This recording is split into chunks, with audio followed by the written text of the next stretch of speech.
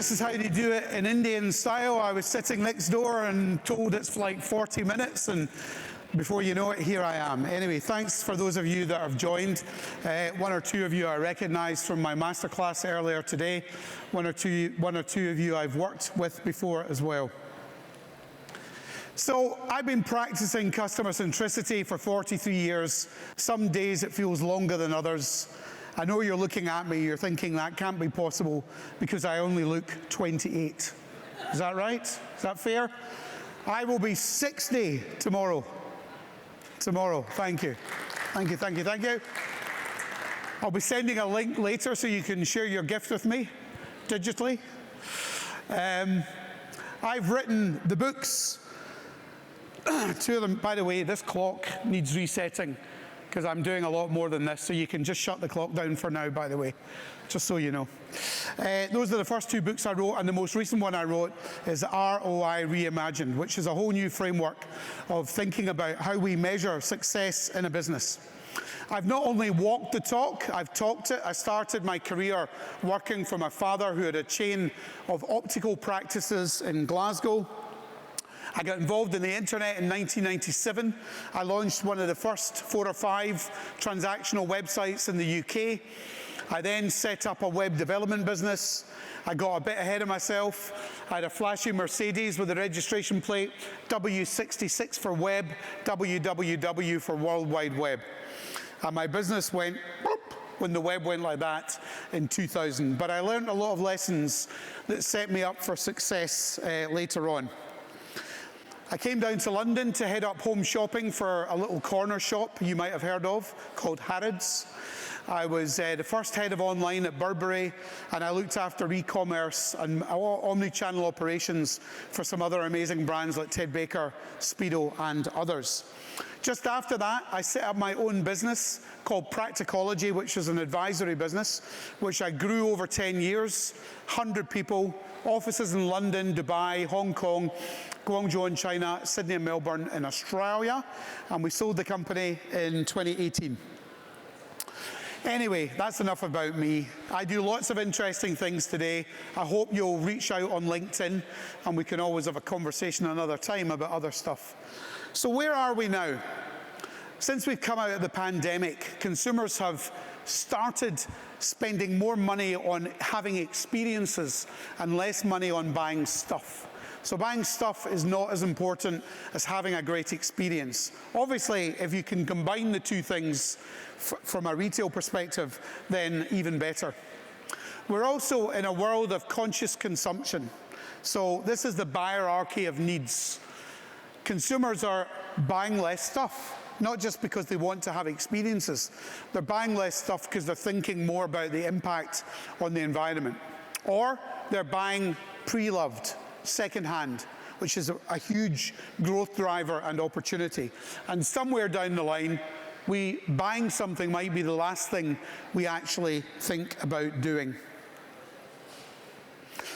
And of course, it's all about the empowered consumer. So consumers are empowered these days to have the experience they want to have, not the one the brand wants them to have. And that's the thing you have to remember, because that's fundamentally what's changed since we started selling products online. Consumers have proliferation of choice. It used to just be about a physical environment. Now you've got 10,000 options, a few taps of your fingers away on your mobile phone. And so we have to cater for consumers and what they want as an experience, which is why great customer experience is mandatory. It's not a nice to have, it's a must have.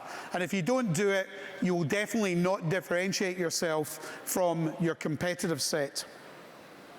Now, there's a lot of value in doing this. Loyal customers spend more money, they buy more frequently, they forgive you when you get things wrong, and they advocate on your behalf. They do the thing that as a marketer we all dream of. They go and tell other people how great your business is and what a great experience they had with your brand, which is why customer loyalty and driving that is so important. Now, I know it's 20 to 7 in the evening, but does anybody want to hear a secret? It's not too late for a secret. Good. this could be a problem, because I had a sound clip on that slide that hasn't downloaded, and I hope we're not going to have the problem with my videos. All right, doesn't matter. Anyway, the joke's lost. History is littered. Hopefully the videos work. If they don't, then we've got a problem. History is littered with people who didn't listen. One great example is Blockbuster. Blockbuster used to have branches in India. They had branches in countries all over the world.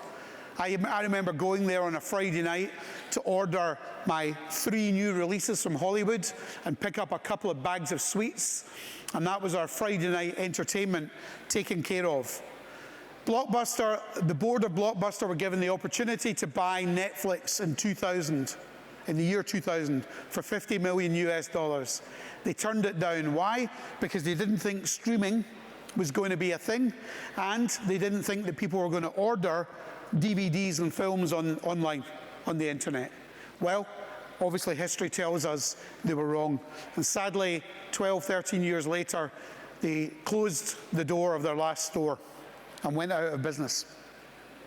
Pringles, and one of the leading retailers in the UK, thought that it was a good idea to create a product specifically to celebrate Ramadan Mubarak, which is smoky bacon flavored Pringles.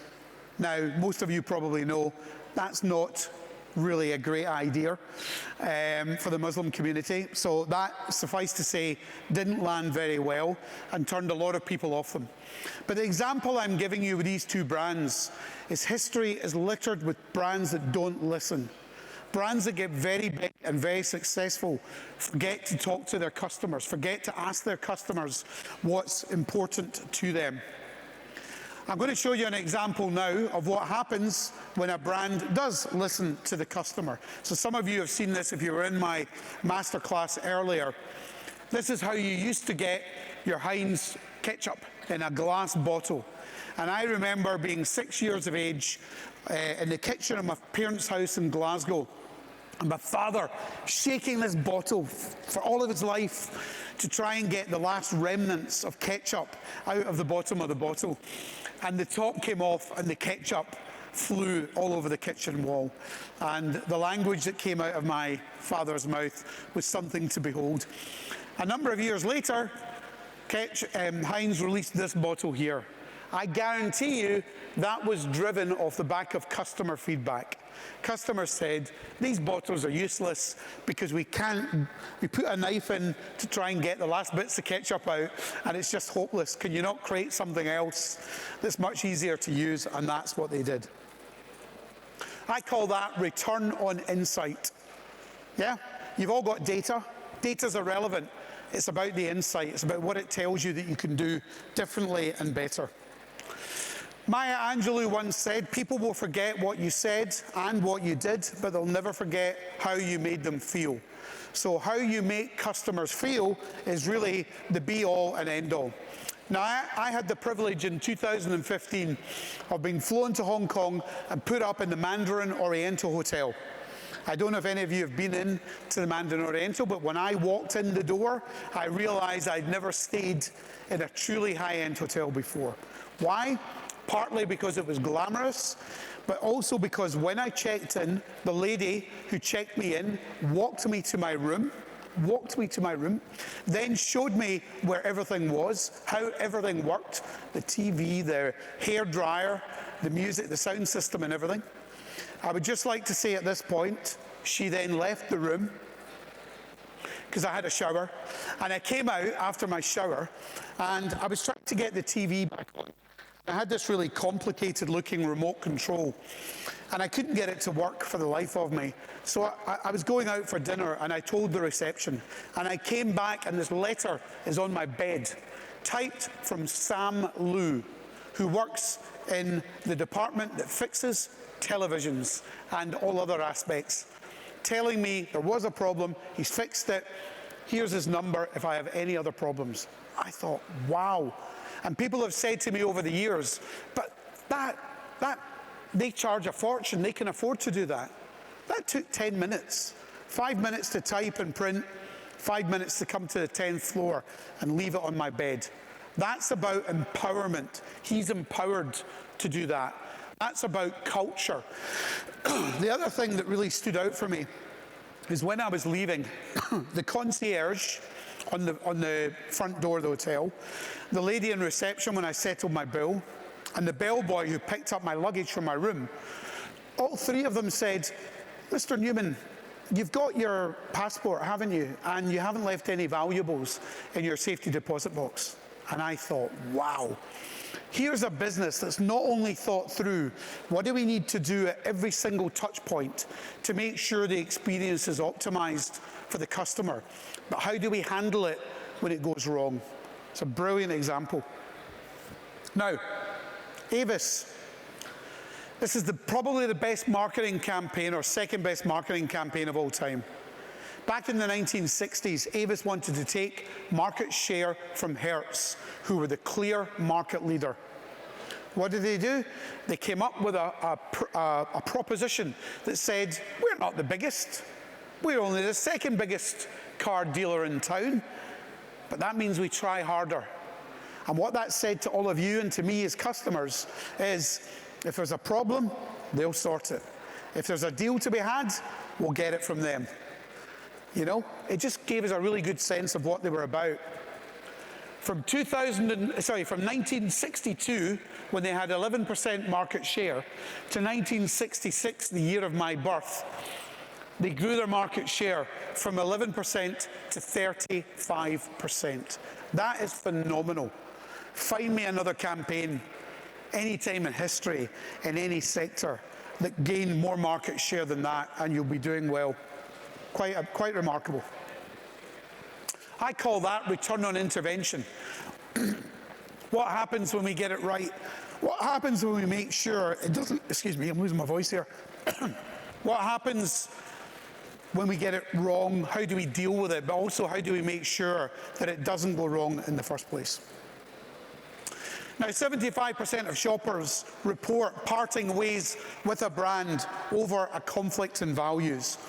And I'm sure some of you will remember in 2015 in America, Volkswagen got caught out. They lied to the market, they lied to consumers, they lied to the public markets. They told everyone that the consumption from their diesel vehicles, the carbon emissions were much lower than they actually were. But the important thing is they lost trust, and their share price here dropped off a cliff, and it's never recovered. It's never recovered 11 years later.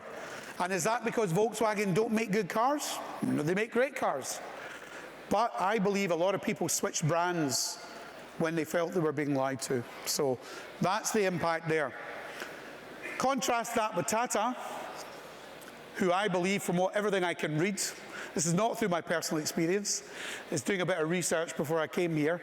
Obviously they have a lot of different retail brands, and they have a lot of brands across many industries. That it's a business that's built on reputation, on trust, and instilling trust in the people that they serve and sell to, no matter what sector it is. They have very strong ethical positioning, and I think that they have shown that trust is India's most powerful retail currency. I call that return on integrity. There is a tangible ROI from having great integrity as a brand, delivering on your promises, being good, giving good. I believe there is a payback for that. So, how do brands execute well?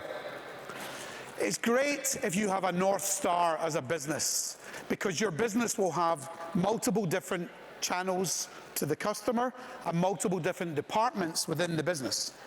The problem is, in every business, every one of you sitting in the room, I say with a degree of confidence that your business all operates in silos, departments, silos.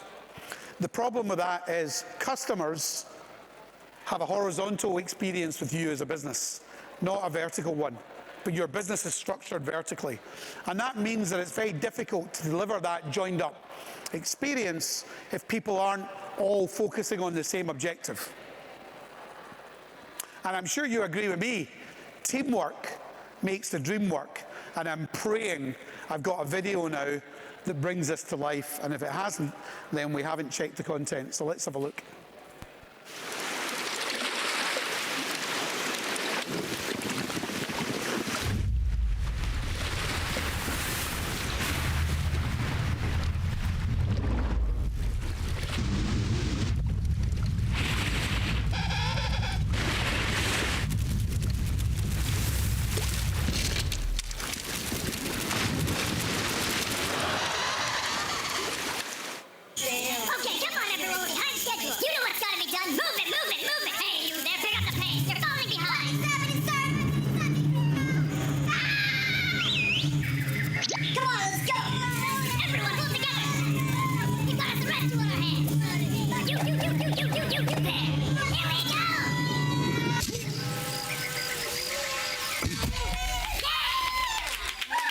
Right?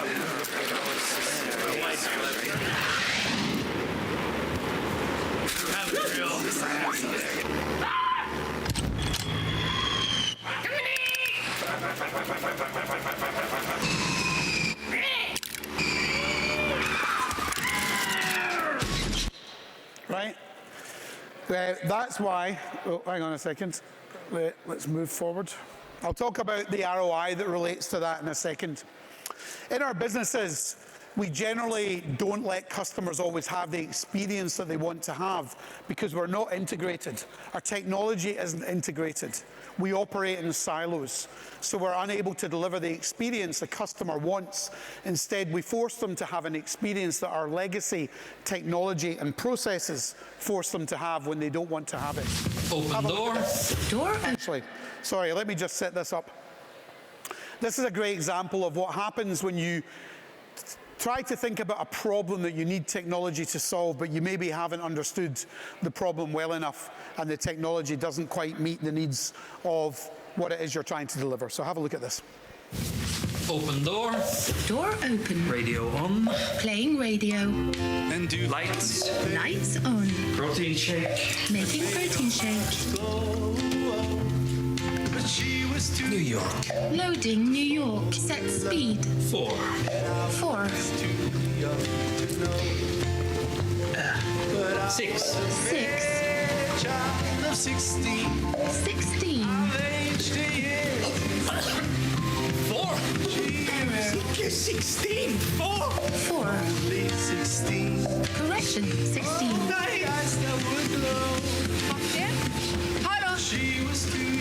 Oh, hey, Leon.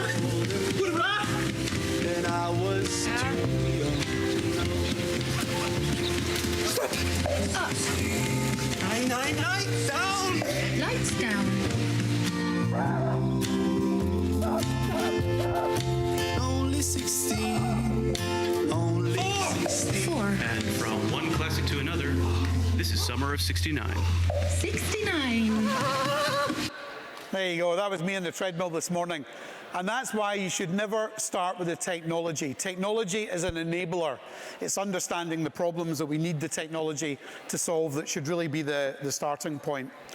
Reliance Retail. Reliance, I don't think, from what I read, are building channels. They're building a customer operating system.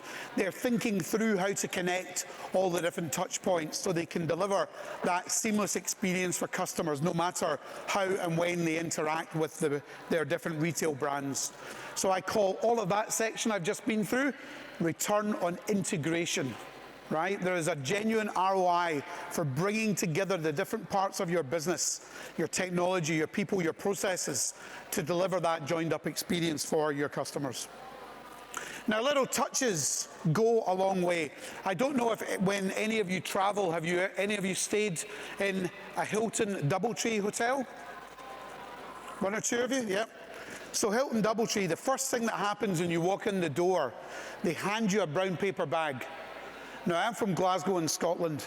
When people hand me a brown paper bag, I get very suspicious, even more so when it's warm. But you open it up and you get the waft of these beautiful home-baked cookies. Because what they're doing is they're saying, you might be in a hotel, but we want you to feel like this is an extension of your home, and we want you to feel at home. It's very different to what happens when you walk into most hotels. The first thing they do is, show me your photographic ID and give me your money. I'm now competing with Bollywood dancing or something going on out there. I don't know what it is. Now, this might be too much information for some of you. I may or may not be wearing the best underwear in the world from a Scandinavian brand called CDLP. Now, I'm a sucker. When I'm on Instagram, I get targeted all the time with all these ads. I always end up buying something from them. This brand one day targeted me. I thought, okay, you say you're the best underwear brand in the world. I'll give it a try. I bought some pairs of pants. I tried them on. I thought, these are very comfortable.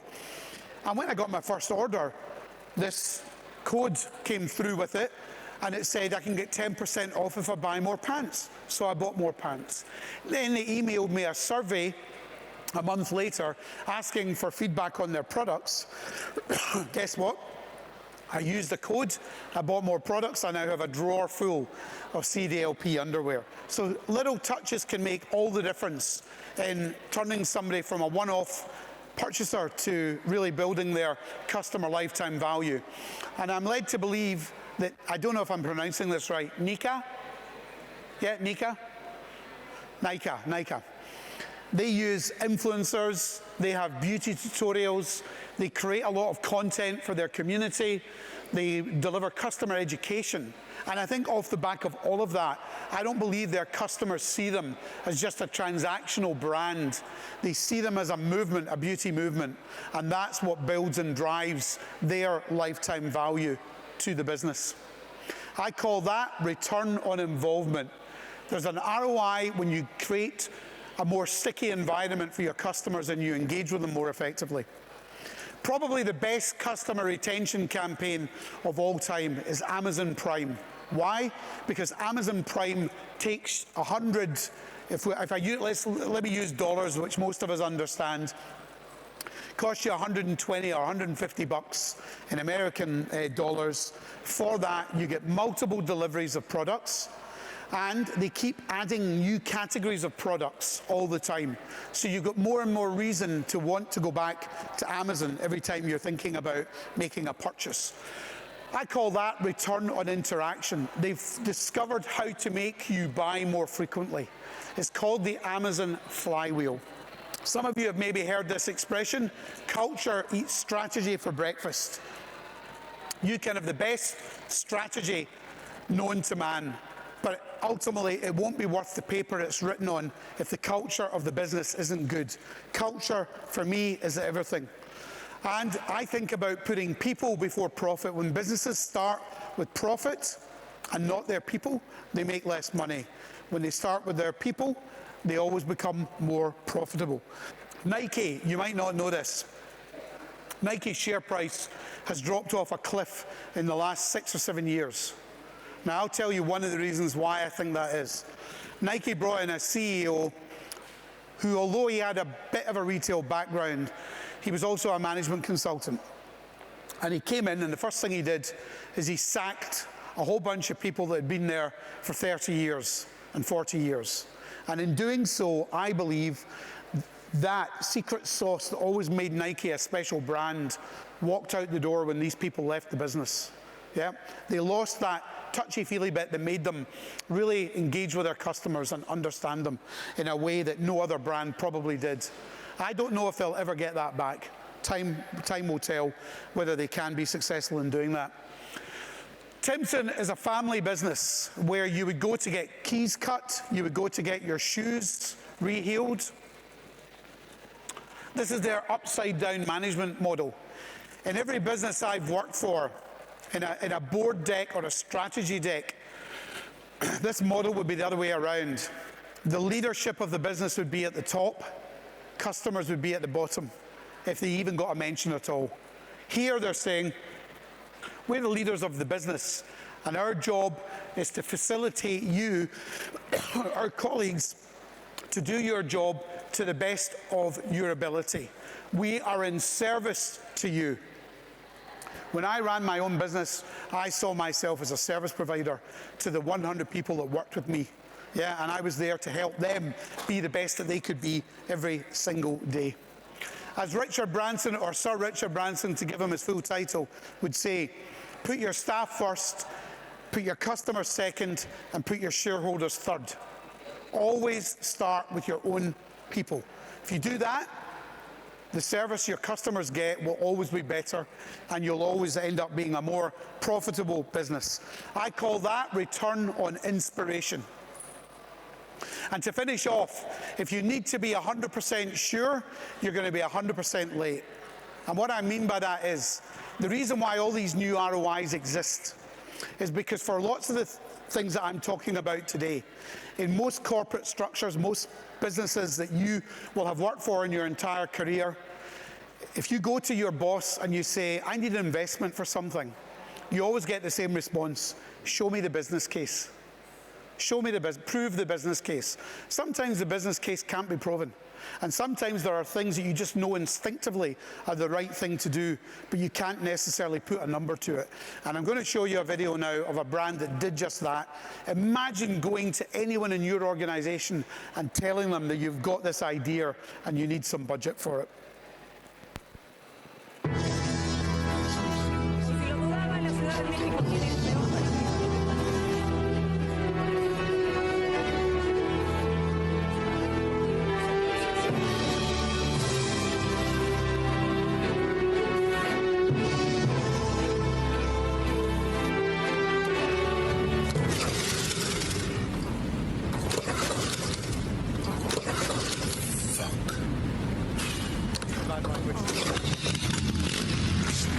The Traffic Jam Whopper.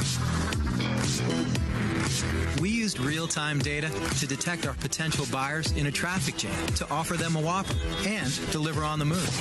Fernanda, buenos días. Señor Eduardo, buenas tardes. ¡Ay, qué bello! Llegaste en chinga, cabrón. Me cagaba de hambre. Our media was 100% dynamic, promoting our service only in high congestion zones. By leveraging traffic and drivers' real-time data, we adjusted our billboards' location and content.